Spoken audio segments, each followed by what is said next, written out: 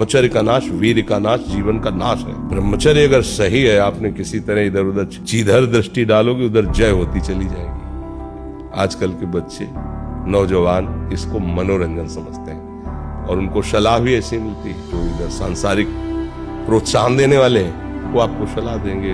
हमें तो अंग्रेजी को शब्द नहीं याद है,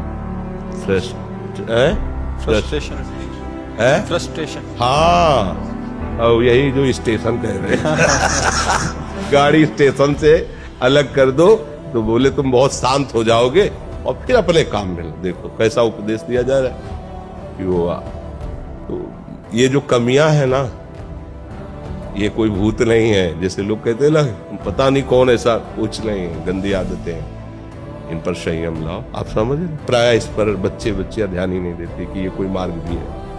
और परिणाम क्या होता है कि फिर वो संसार में जिसे डिप्रेशन कहते हैं, मानसिक रोग से ग्रसित हो जाते हैं, क्योंकि इसका परिणाम यही है।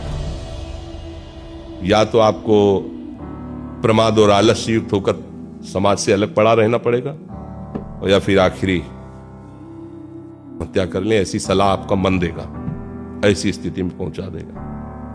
इसलिए हमें लगता है जब तक ब्याह ना हो तब तक ब्रह्मचर्य से रहो, ब्याह भी हो जाए तो संयम से रहे। ये जीवनी शक्ति है, इसे के साथ खिलवाड़ नहीं करना चाहिए। बिना नाम जप किए चाहे जितना शास्त्र कंठस्थ कर लो आप, दूसरों को सुना लो आप, दान पुण्य कर लो, नहा धो लो तीर्थों में, पक्की बात समझ लेना, बात बनेगी नाम जप से बनेगी। जो ब्रह्मचर्य का नाश करता है, देखने से इस बदसूरत नजर आने लगेगा, चाहे जितना गोरा हो, चाहे जितना ऊपर से चिकनाहट लगाए हो, उसके कपोल में हल्के हल्के से सांवले दाग प्रकट होने लगते हैं, एक झुर्री सी पड़ने लगती है। ये वीर नाश का लक्षण है। आंखें धस जाती हैं और उसकी हड्डियां कमजोर होने लगती हैं, बाल पकने लगते हैं, झड़ने लगते हैं। एक बार जो आप हस्तमैथुन करके वीर्य नष्ट करते हैं वो, और आप दिन में 4 बार करते हैं, आपकी हालत क्या होगी। और यही नहीं कि इसमें केवल पुरुष ही, साफ चाहे बच्चा हो चाहे बच्ची हो, जो इन गंदी आदतों को स्वीकार करेगा वो नष्ट ही हो जाएगा, क्षमता नहीं रह जाएगी। जिसको ब्रह्मचर्य धारण करना है ध्यान देकर सुनिए। सबसे पहला कार्य उसकी दिनचर्या में, चाहे बच्चा हो चाहे जवान हो या जो कोई भी हो, सूर्य उदय के पहले रात्रि के चौथे प्रहर में ही जाग जाना चाहिए। अपने तो अर्धरात्रि के बाद ही जाग जाते हैं, चौथे प्रहर में प्रातः 4 बजे बिल्कुल जग जाना चाहिए। और जो 8-10 बजे तक सोता है वो कोई भी हो, ब्रह्मचारी रह ही नहीं सकता, ब्रह्मचर्य रह ही नहीं सकता, वो स्वप्न दोष का शिकार होगा, वो नाना प्रकार की। कलयुग में बहुत गंदगी है, दिमाग में गंदगी, आचरण में गंदगी, खान पान में गंदगी, व्यवहार में गंदगी। मित्र मित्र का गला काटने में बिल्कुल हिचक नहीं रहा, मित्र मित्र का नाश करने में हिचक नहीं रहा, पति पत्नी में विश्वास नहीं, माता पिता पुत्र में परस्पर संबंध सही नहीं, पुत्र मार रहा है माता पिता को, माता पिता गली गली भटक रहे हैं, भूख प्यास। कलयुग का देखो ना, दरिद्र विचार, उसका अपवित्र विचार, हमारे विचार अपवित्र, हमारा दिमाग अपवित्र, हमारे आचरण अपवित्र, हमारा भोजन अपवित्र, हमारा व्यवहार अपवित्र। हर जगह हम अपने धर्म से हीन होते चले जा रहे हैं, अपने विचारों से हीन होते चले। एक उपाय है, नाम जप कर लो, नाम से बचो। इसलिए हमारा एक ही सबके प्रति प्रार्थना, आदेश, संदेश, उपदेश रहता है, राधा राधा राधा राधा राधा। आहार ठीक हो, भजन साधन से चिंतन आप अपना ठीक कीजिए और संकल्प दृढ़ निश्चय के द्वारा उन अशुभ क्रियाओं को दूर कीजिए। जो अशुभ क्रियाएं आप करते रहे तो आप सुधर जाएंगे, नहीं तो देखो कुछ दिनों बाद ऐसा होने लगेगा। ये जो वीर शक्ति है ये अमोघ बल प्रदान करती है। स्मृति, शरीर में एकदम बिजली जैसा करंट, रात दिन एकदम उत्साह पूर्वक कार्य करते रहो, फिर भी थकान ना आना, वर्षों की बात तुम्हारी स्मृति में रहना, कोई बात पकड़ लो तो हजारों बार उसका चिंतन करने की सामर्थ्य रखना। अगर मंत्र पकड़ लिया तो मंत्र ही चल रहा है, नाम पकड़ लिया तो नाम। अब यह सब खोखला हो रहे हैं तो कैसे बात बताएं। अब पवित्रता में कितना आनंद है, प्यार में कितना आनंद है। सोचो, मान लो बच्ची ने जीवन में कभी किसी को छुआ नहीं और वो लड़के से ब्याही गई और उसी को अपना भगवान मान लिया, कितना पवित्र जीवन। पुरुष ने किसी को छुआ नहीं, उस लड़की को अपनी पत्नी के रूप में स्वीकार और आजीवन प्यार, कितना बढ़िया जीवन। और ये आज का जो समय चल रहा है बहुत खराब चल रहा है। 10 दिन तुमसे बॉयफ्रेंड और ब्रेकअप 10 दिन ये बॉयफ्रेंड, ये है क्या? अगर हमारा वीर ब्रह्मचर्य ठीक है तो मन शांत और एकाग्र रहेगा और प्राण बलवान और सूक्ष्म रहेंगे। अगर वीर कमजोर हो गया तो मन चंचल अशांत और प्राण स्थूल और बलहीन हो जाएंगे, स्थूल सूक्ष्म नहीं होंगे। अब हमको मेन पॉइंट पर सुधार करना है, चाहे गृहस्थ हो चाहे विरक्त। गृहस्थ के लिए भी एक संयम से बर्ताव करने के लिए कहा गया है, और अगर जब तक ब्याह नहीं हुआ तब तक तो और संयम से रहना ही चाहिए। अगर हम लोग वीर का महत्व समझने लगे, ब्रह्मचर्य का, तो हमारा जीवन काफी संकटों से निवृत्त हो सकता है। अध्यात्म शक्ति वीर से ही प्रकट होती है। किसी भी माता बहन की तरफ काम भाव से मत देखो। जो माता बहनों की तरफ काम भोग दृष्टि से देखता है पक्का नरकगामी होगा। देखो, हनुमान जी जैसा कोई ज्ञानी महाबली, कोई त्यागी, कोई ब्रह्मचारी बैरागी, हनुमान जी जैसा कोई त्रिभुवन में द्वितीय हुआ हो तो बता दो। अतुलित बलधामम हिम शैलाभदेहम दनुजवन कृशानुम ज्ञानिनाम अग्रगण्यम। अरे जय गिर चरण दे हनुमंता चले सुगा पाताल तुरंता। हजार हजार को पकड़ के कछु मारिस कछु मर्दिस कछु मिले से धरे धूरी। एकदम पहले रिलैक्स होना सीखो, एकदम रिलैक्स हो जाओ, श्री जी के भरोसे हो जाओ, ठाकुर जी के सहारे हो जाओ। तुम कह रहे हो नाम जब से हम रिलैक्स नहीं हो पा रहे, आज से शुरू करो तुम नया जीवन मानकर राधा राधा राधा राधा राधा। और जब आपको ओवर थिंकिंग होने लगे तब जोर जोर से नाम जप करने लगो। कहा तुम्हारा काउंटर?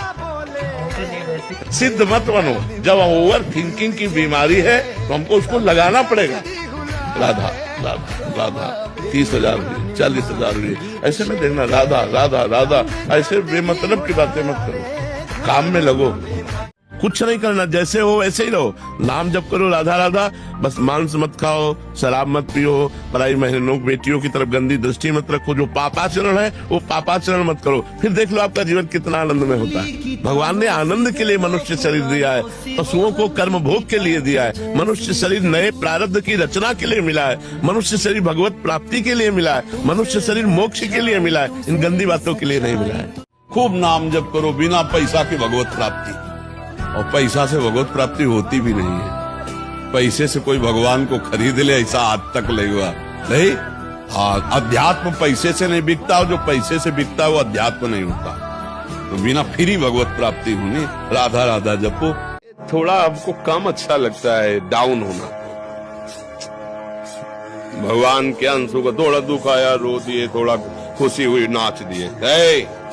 नाचना भी है तो ऐसी हिम्मत में कि भारी से भारी दुख में भी नाचना बंद नहीं होगा। रोना है तो केवल प्रभु के लिए रोना है, झुकना है तो केवल भगवत भाव में झुकना है। हमको कोई रौंद नहीं सकता, कोई झुका नहीं सकता। हम भगवान के अंश हैं। हनुमान जी महाराज चुपचाप खड़े थे तो पूछ रहे थे कौन समुद्र के पार जाए। कोई कहे ऐसा, कोई कहे तो जामवंत ने कहा पवन समाना, कहा चुप साधिरा बलवाना, उठ खड़ा हो। हनुमान जी एकदम भूधरा का शरीर, बोले क्या करूं, समुद्र को पी जाओ या लंका उखाड़ करके आ गए।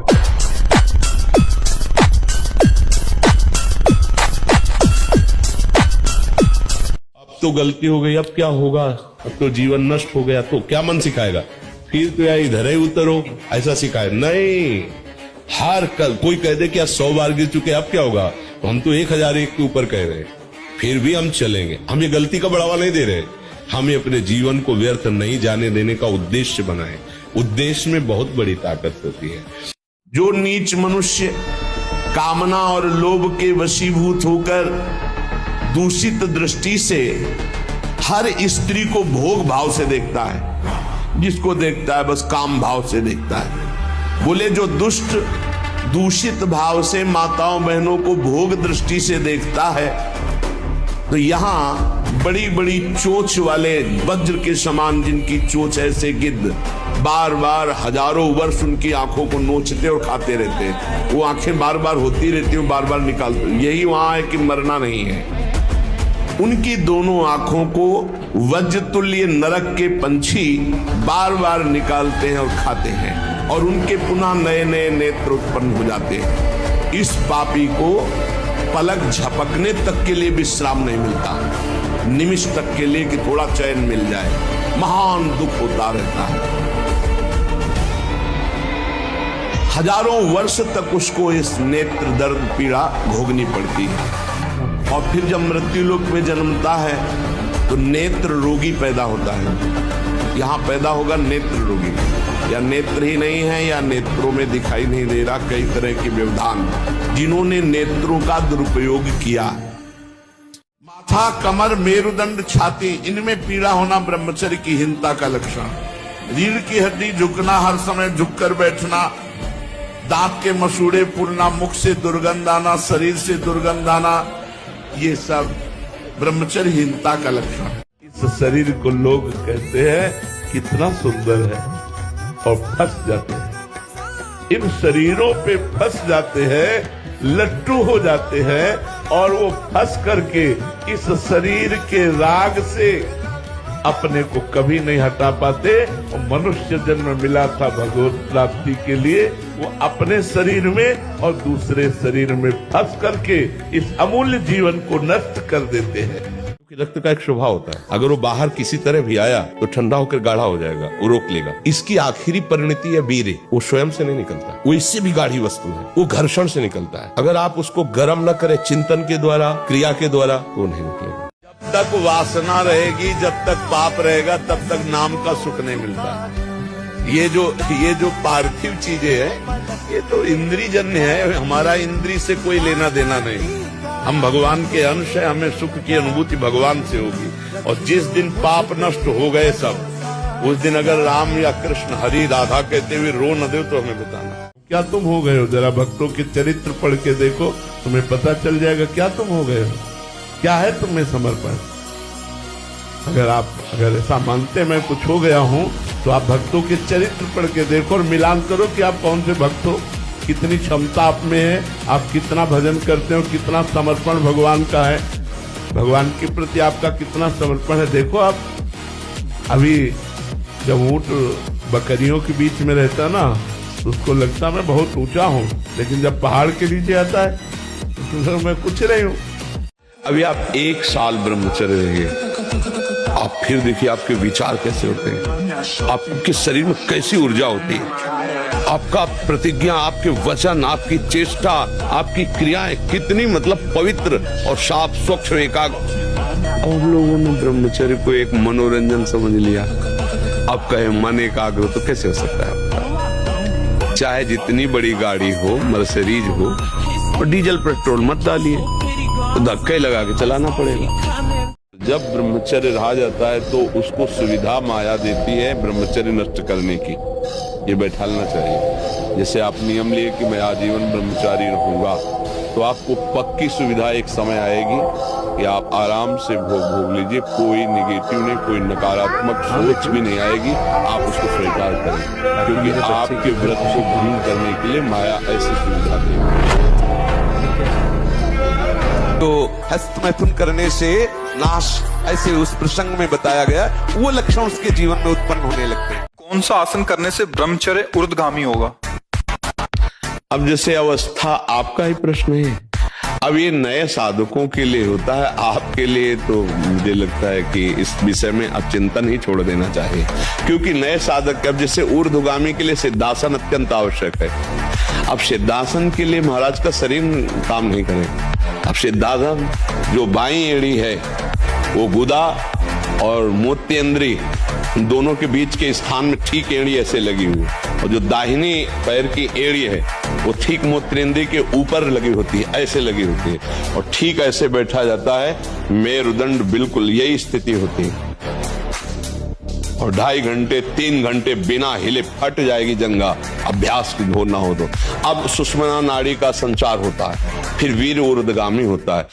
गुरुदेव भगवान, आपकी तरह अखंड ब्रह्मचर्य का पालन कैसे किया जाए, कृपया करके मुझे वो नियम बताएं। पहला, ब्रह्म मुहूर्त में जगना।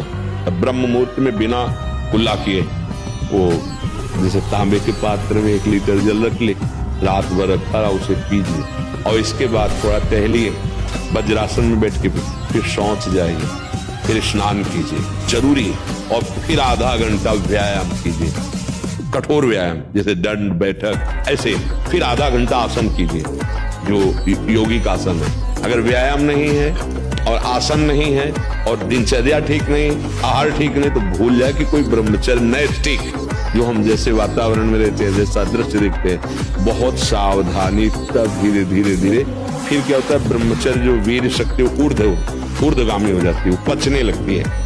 अब वो जब ऊर्ध्वगामी हो गई तो फिर अधा पतन की कोई गुंजाइश नहीं रह जाती, पर ये बहुत कठिन है। हमारे को स्मृति शक्ति चाहिए। हम आज्ञा चक्र पर एकदम ध्यान करें तो दर्द उत्पन्न हो जाता है, इसलिए कि हमने ब्रह्मचर्य को कहीं ध्यान दो। अब नासाग्र दृष्टि पहले रखना सीखो। अब जब यहाँ दृष्टि रखोगे तो जोर यहाँ लगेगा आज्ञा चक्र पे, और इसे बर्दाश्त करो।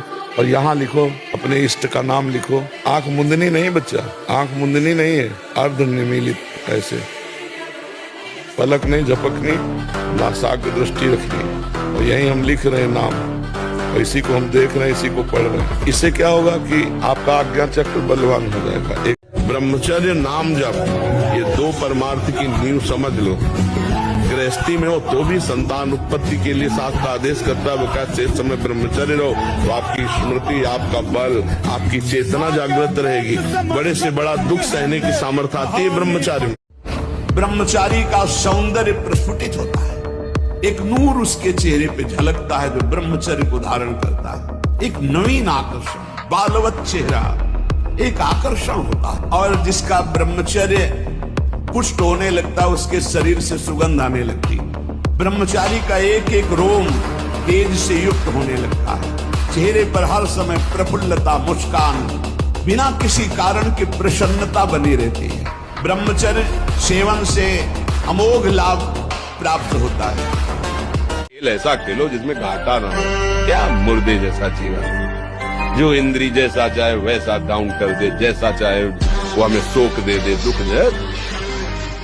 थोड़ा साहसी बनो, तुम भगवान के अंश हो, तुम कुछ भी कर सकते हो, कुछ भी, बुरा से बुरा और भला से भी भला। जो वीर शक्ति है ये अमोघ बल प्रदान करती है। स्मृति, शरीर में एकदम बिजली जैसा करंट, रात दिन एकदम उत्साह पूर्वक कार्य करते रहो, फिर भी थकान ना आना। वर्षों की बात तुम्हारी स्मृति में रहना। कोई बात पकड़ लो तो हजारों बार उसका चिंतन करने की सामर्थ्य रखना। अगर मंत्र पकड़ लिया तो मंत्र ही चल रहा है, नाम पकड़ लिया तो नाम। अब यह सब खोखला हो रहे हैं तो कैसे बात बताएं। अब समझो, जो मूल जड़ है, नींव है साधना की, बिल्डिंग की नींव है, वही मजबूत नहीं है तो बिल्डिंग कहां से खड़ी हो जाएगी। ब्रह्मचर्य, गृहस्थ, वानप्रस्थ, संन्यास, ये चार आश्रम हमारे हैं। अब ब्रह्मचर्य गोल हो गया तो कैसे उसमें गृहस्थ खड़ा हो पावे, आश्रम कैसे वानप्रस्थ हो पावे, कैसे सन्यासी हो पावे। तो मूल ब्रह्मचर्य आश्रम है। सबको चाहिए अपने बच्चों को ब्रह्मचर्य की शिक्षा देना, थोड़ी देर दोस्त की तरह उनसे बात करना। दिखाओ मोबाइल, तुमने कुछ गलत तो नहीं देखा, गलत तो नहीं करते, कहीं ऐसा तो नहीं करते, कहीं ऐसा। देखो यार, हम तुम्हारे पिता भी, तुम्हारे दोस्त भी हैं। ऐसे मित्रवत बैठकर समझाओ, उनको अच्छे मार्ग में लगाओ। अगर बुरे आचरण है तो बोलो, सॉरी बोलो, आज के बाद तुम नहीं करोगे। ऐसे समझाओ, प्यार दुलार से उनको अच्छे मार्ग में चलाओ। अगर बच्चा 20 वर्ष तक ब्रह्मचर्य रहे, फिर वो गृहस्थ में जाए, खूब, उसका कुछ नहीं बिगड़ने वाला। कौन है समझ रहे? ऐसे पिता के पुत्र हो जो परम अविनाशी सच्चिदानंद है। कोई आंख तुम्हारी तरफ टेढ़ी करेगा, ऐसा कोई त्रिभुवन में पैदा नहीं हुआ। राम मरे तो मैं मरूं, नहीं तो मरे मेरी बलाए, अविनाशी का बाल। विषयों का आकर्षण बलात् तुम्हें रौंद देगा, ये मन तुम्हें अशांत कर देगा, ये मन तुम्हें ऐसी जगह पहुंचा देगा जहां सोच नहीं सकते। फिर सोचोगे कि यदि गुरुदेव में सामर्थ्य होती तो बचा लेते। ऐसे कैसे बचा लेते? उनकी वचन की अवहेलना करो, उनकी आज्ञा का उल्लंघन करो, और आप सोचो गुरुदेव बचा कैसे। जो बनना चाहते हो वही सोचो, जो सोचोगे वही बन जाओगे। मस्त रहो। विवेकी वही है जो संतुष्ट है ये नकेनुआ, हर स्थिति में मन को प्रसन्न रखता है। और मन को प्रसन्न वही रख सकता है जिसे भगवान का भरोसा है, और जिसे भगवान का भरोसा है वो आनंद। अगर आप नाली में भी पड़े हो, नहीं हमारे माई श्यामा जी को राज मगन रहे। बात कर रहे लोग, खूब पूरा जीवन पढ़ाई में लगा दिया, खूब कमाई में लगा दिया, बुढ़ापा आ गया, भोग भोग करके इंद्रियां शिथिल हो गई, मर गए, हाथ कुछ चलने लगा। जब यहाँ से गए तो वही पाप की गठरी और पुण्य। भजन तो किया नहीं, अगर भजन किया तो वही साथ जाएगा, अन्यथा यहाँ पे कुछ। और सब जानते हैं, और जान करके सब अनजान बने हुए, सब उनको लगता है वो मरा मैं थोड़ी मरूंगा, उनको लगता है उसका छूटा मेरा थोड़ी छूटेगा, मेरा तो सब मेरे साथ जाएगा। ये जीव का ज्ञान भगवान से विमुख करके दुर्गति कराता रहता है। आज हमारा समाज चरित्रहीन हो रहा है। ये गर्लफ्रेंड, बॉयफ्रेंड, पराये पुरुष से व्यभिचार, ये बहुत हानि। एक वो अंग्रेजी में money is loss, nothing is loss, health is loss, something is loss, character is loss, everything is loss. सब बच्चों से हाथ जोड़कर प्रार्थना, ये जो गर्लफ्रेंड, बॉयफ्रेंड ये सब चला है ना, ये बहुत जहर है, बहुत जहर है। इसमें सुख नहीं है, अपने जीवन को नष्ट कर देना है। ना तो गृहस्थी लायक रह जाता है और ना भगवान लायक रह जाता है बच्चा। तो वो धीरे धीरे डिप्रेशन में पहुंच जाता है और धीरे धीरे यहाँ पहुंच जाता है कि मैं कर लूं। किसकी तरफ देख रहे हो? जो देवी स्वरूपा है, जो माँ स्वरूपा है, जो बहन स्वरूपा है, उनकी तरफ हम गंदी दृष्टि से देखेंगे, हमारा मंगल कैसे होगा? नहीं, ये गंदी बात। सबके चरणों की तरफ देखो, नमस्कार। अगर दृष्टि चली जाए तो दोबारा दृष्टि ना जाए। और जो ब्रह्मचर्य नष्ट करता है, स्मरण शक्ति नष्ट, धारणा शक्ति नष्ट, इच्छा शक्ति नष्ट, उत्साह नष्ट, शरीर शक्ति नष्ट, कहीं मन न लगना, अस्थिर चित्त, किसी भी कार्य को कह दो सबसे पहले ना, उत्साहहीन, हर कार्य के लिए बोझा मानना, ना कर देना, सिकुड़ा हुआ, खिन्न मुंह, देखने से ही लगेगा पता नहीं कितना बोझा लादे हुए बैठा दिमाग में। मन और इंद्रियों को संयम में रखकर भगवत चरणारविंद से नहीं जोड़ोगे, सड़ा देंगे तुम्हें। तुम्हारे अंदर ही इतनी सोच गलत कर देंगे, जलोगे। रोज सत्संग में घुमा घुमा करके, चाहे आप 15-20 मिनट ही करें, व्यायाम करें, 2-3 किलोमीटर आप दौड़ो, चलो बाहर दौड़ने के लिए नहीं तो ऐसे यंत्र चल गए। शरीर को एक बार पसीना पसीना करो, थोड़ी सी बैठक, थोड़ी सी थोड़ा व्यायाम करो। ये साधना के लिए, भगवत प्राप्ति के लिए कह रहे हैं, कोई कुश्ती लड़ने के लिए नहीं कह रहे, ये जरूरी है।